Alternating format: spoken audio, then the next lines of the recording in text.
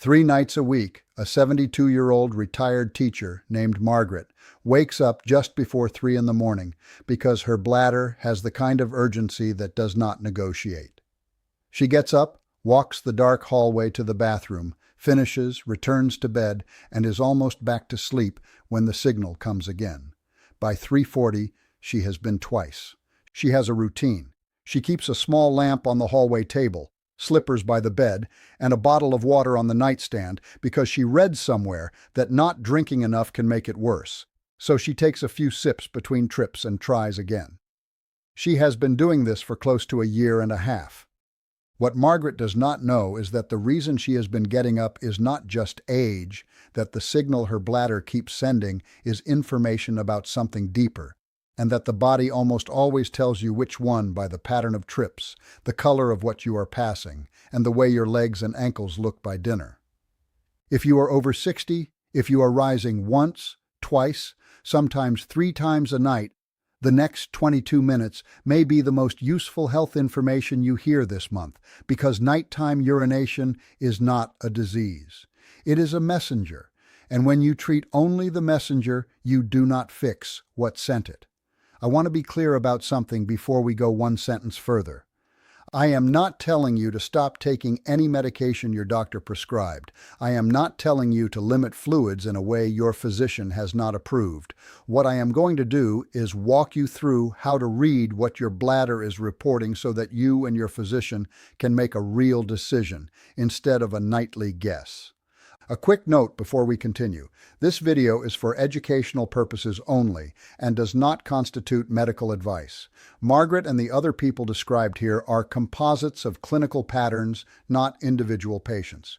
Consult your physician before changing any medication, supplement, hydration plan, or bedtime routine.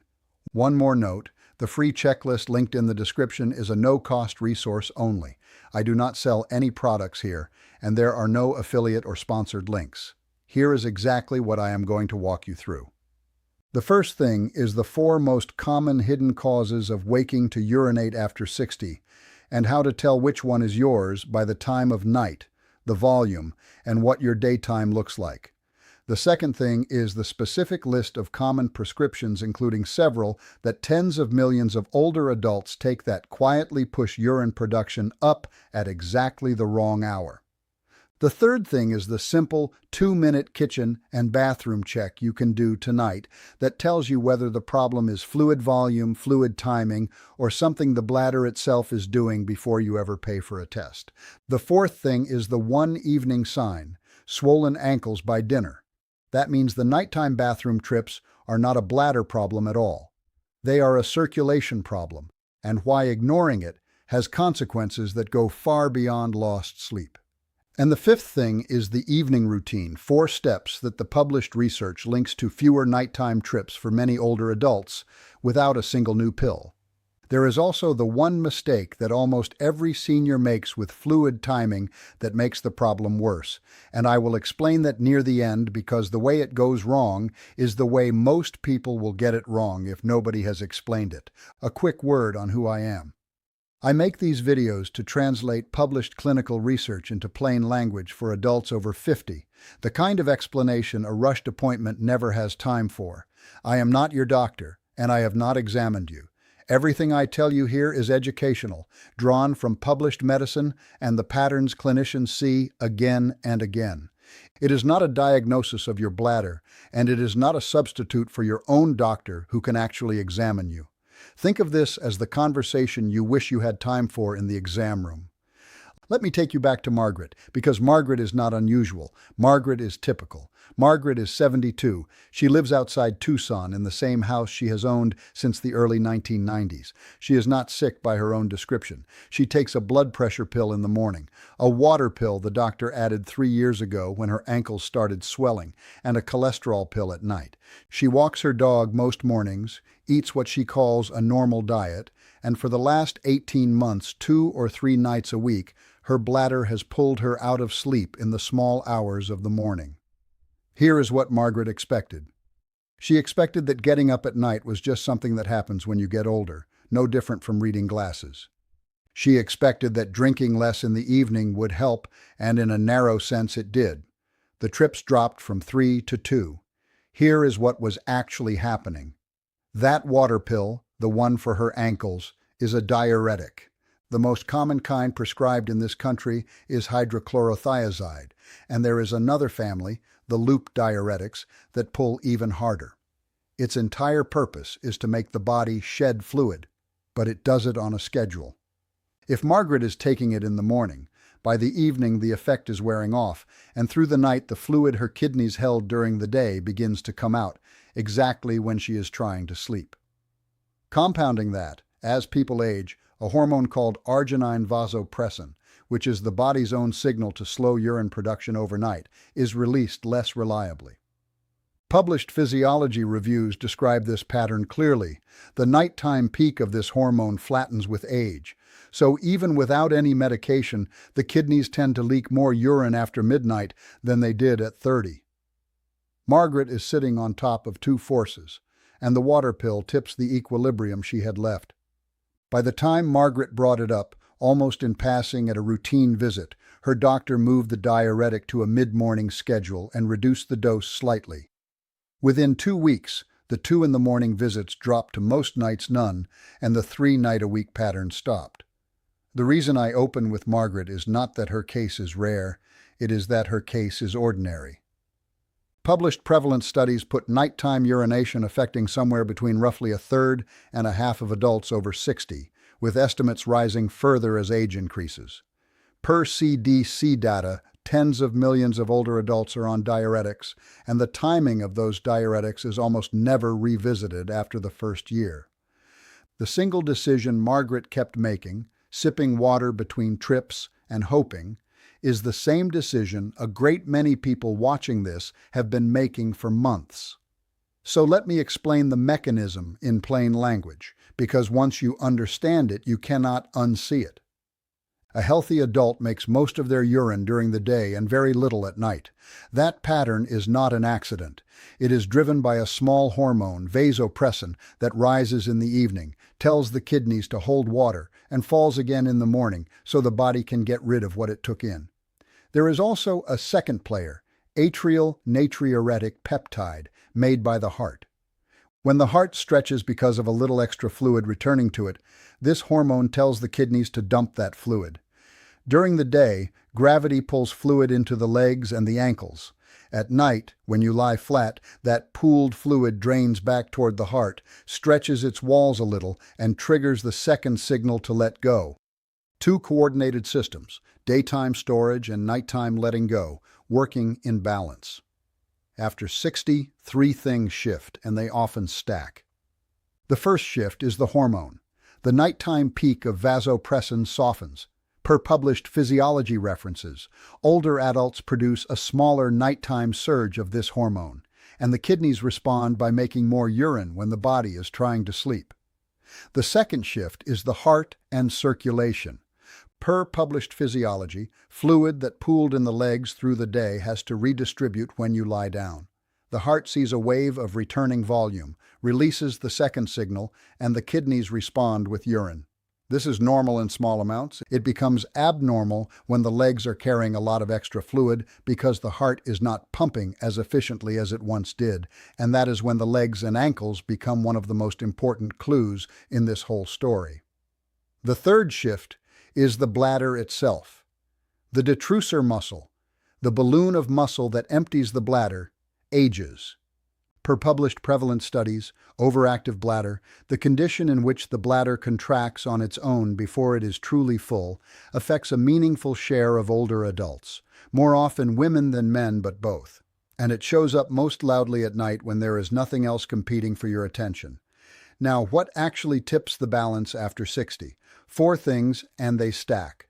The first is fluid timing and total volume. There is a common belief that older adults should drink less because they get up at night. That is half right. Drinking a 24-ounce bottle of water at 9 p.m. will, of course, send you to the bathroom at midnight. But drinking too little through the day makes your urine concentrated and irritating to the bladder, which itself wakes you up. The answer is not less water. It is water at the right time and at a steady pace through the day. The second is medications. Diuretics pre-scheduled in the morning can still be active late. Some blood pressure pills, certain calcium channel blockers, and some beta blockers can shift fluid handling in ways that affect the night. SGLT2 inhibitors, a class of diabetes medications, work in part by encouraging the kidneys to spill glucose and water. Lithium, used for some mood conditions, can affect urine concentration. The full list of relevant drug families is long, and I will come back to the two highest yield items in a moment. The third is sleep. Obstructive sleep apnea, the condition where the airway collapses repeatedly through the night, is strongly associated with nighttime urination. Per published research, the more severe the apnea, the more frequent the bathroom trips, and the proposed mechanism involves the heart's stretch signaling each time the sleeper gasps and the chest pressure changes. Treating the apnea, often with a nighttime breathing device, frequently reduces the trips, sometimes dramatically. The fourth is circulation and the heart. When the heart's pumping efficiency drops, fluid that wants to leave the legs through the day simply has nowhere to go overnight, except back to the kidneys. Per published epidemiological estimates, a meaningful share of older adults with nighttime urination have an underlying cardiac contributor that has not been named. This is not the bladder failing. It is the heart asking the kidneys to share the load it could not clear by standing. Here is the part the late-night television ads selling bladder cures never mention. The timing and the trigger of your trips tell you which of these four is most likely yours. Trips that come every night roughly the same hour, with the first one pulling you out of deep sleep between 1 and 4 a.m., and a normal feeling stream each time, point toward the hormone shift, the medication, or the overnight fluid redistribution. Trips that come on most nights, where the first one comes within an hour of lying down, and the bladder feels urgently full even though you drank your last meaningful sip 2 hours earlier, point more toward an overactive bladder. Trips that come with swollen ankles at 6 in the evening and visible sock marks, and a face that looks a little fuller in the mirror in the morning, point toward the heart. And trips that come only on the nights you took a particular medication are a clue that needs a more direct conversation with your prescriber.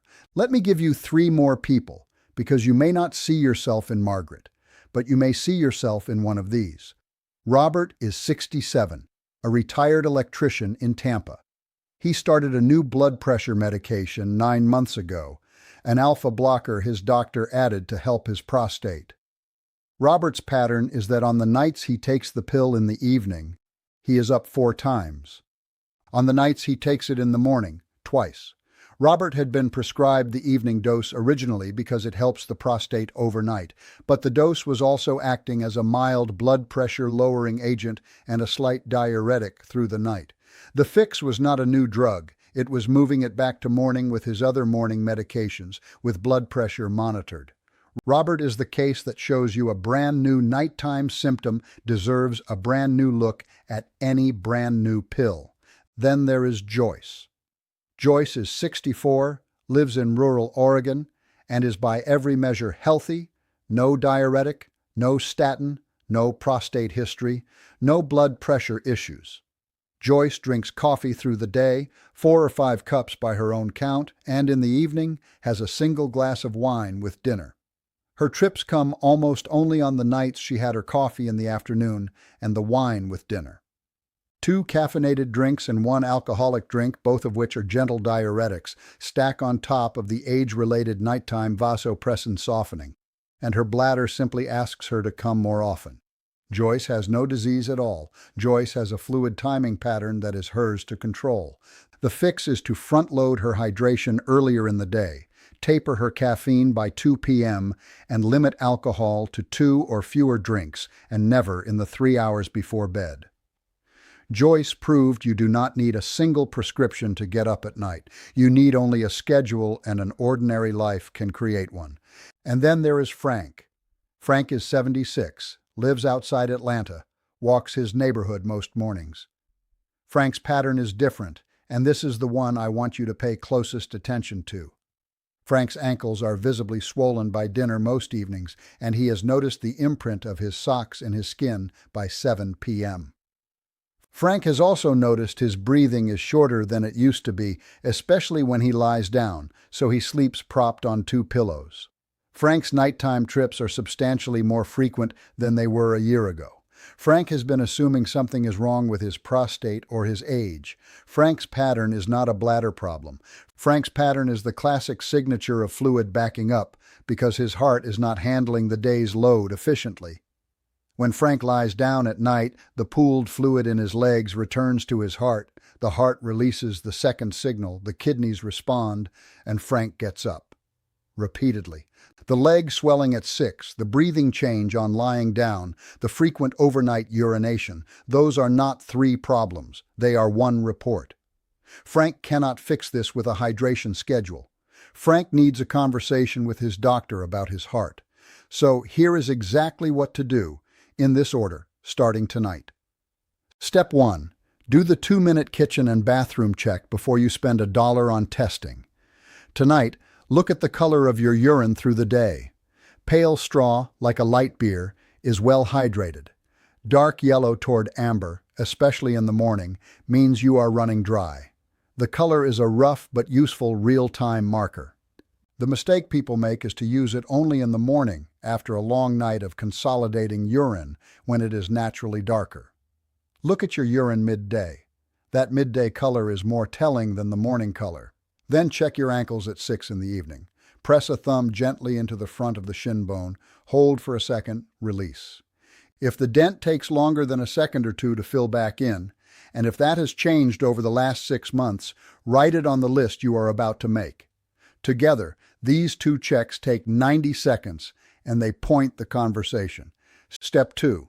Make a written list of every medication and supplement you take, prescription and over-the-counter, with the dose and the time of day you take it. Circle anything that is a water pill or diuretic, often used for blood pressure or swelling, and circle anything prescribed for blood pressure at large, because several blood pressure families shape nighttime urine output. Circle anything you take in the evening that is also a heart medication. Circle any over-the-counter sleep aid, because some of them are antihistamines that change how the bladder signals fullness. Bring this list to your doctor and ask one direct question. Could any of these be contributing to my nighttime trips? And if so, is there a timing change or a dose change we should try? That question opens the report the body has been sending and takes the conversation out of vague complaint and into something specific your doctor can actually test and act on. Step 3. Fix the fluid timing and the small things that are yours to control without a prescription. Drink water steadily through the day, not in gulps at night. A practical target, if your physician has not restricted your fluids, is to do most of your drinking before late afternoon, ideally before 5 p.m., and to taper rather than to abruptly stop. The body responds to a slow taper much more cleanly than to an abrupt cutoff, and you will not feel thirsty through the night. Ease off caffeine after mid-afternoon. Ease off alcohol in the 3 hours before bed. Caffeine and alcohol are both mild diuretics and both irritate the bladder lining, the alcohol more obviously, the caffeine more quietly. Distribute your potassium and your overall salt intake through the day rather than concentrating them in one meal, because both extremes pull water with them. Step 4. Before bed, spend 5 minutes on a brief routine that the published research links to fewer overnight trips for many older adults. Elevate your legs for 10 minutes before you lie down, sitting on the couch with feet up on a cushion at about the same height as your hips, and if your doctor has not restricted fluids, drink a small glass of water in the 60 minutes before bed. That sounds backward, but the logic is well described. The goal of the elevated legs is to let pooled fluid drain back centrally and be cleared by the kidneys before you ever lie down to sleep. The small glass of water is so that you do not go to bed dehydrated and produce intensely concentrated urine through the night that irritates the bladder. The combination, legs up, modest sip, light evening fluid plan, reduces the worst overnight shift for many people. There is published evidence that a structured nighttime fluid and leg elevation plan reduces nighttime trips in older adults without a single new pill. Step 5, and the most important one, Learn the difference between a bladder pattern you can manage at home and a circulation pattern you must escalate. If your trips come at night, but your legs look and feel like your legs at 6 in the evening and your breathing is unchanged on lying down, you are most likely in fluid timing or bladder territory and the manageable category.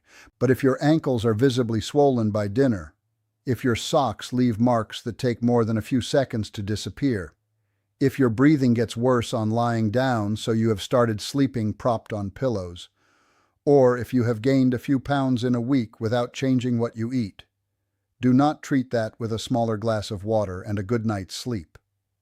That is a circulation pattern, and it deserves a prompt medical evaluation.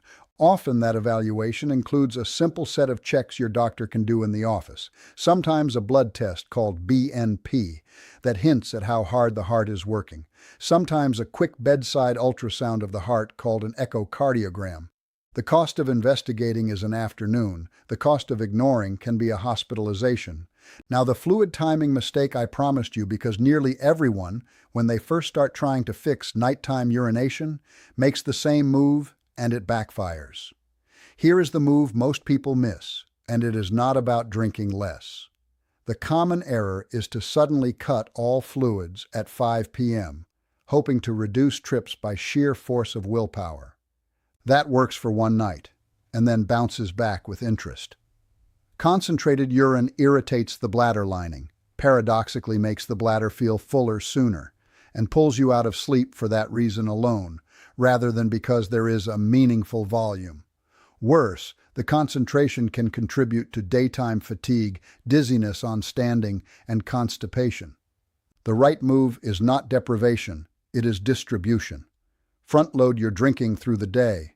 Match fluid to meals. Taper rather than stop. Let your kidneys see what they are getting so they do not panic later. There is also a real caveat, and I will not skip it. If you have kidney disease, heart failure that is being actively managed, or a fluid restriction your cardiologist has set, please do not change your fluid pattern without talking to them first. Those restrictions exist for real reasons. So this is not a blanket protocol. It is a conversation to have with a doctor who knows your hydration picture. The lesson is simple. With overnight urine production, the timing of what you put in matters more than the total, and the distribution of when you ask the kidneys to handle it matters more than how much you breathe through it. If you take one thing from the next 20 minutes of your life, take this. A bladder that wakes you at night after 60 is not a verdict, and it is not just aging. It is a message, and you have 4 likely senders: fluid timing and overall volume, a medication doing its job at the wrong hour, a sleep condition pushing through the night, or a circulation problem that needs real attention. The kitchen and bathroom check and the medication list cost you nothing and take 10 minutes tonight. Silencing the trips with smaller and smaller glasses of water costs you the one thing you cannot replace: the warning itself.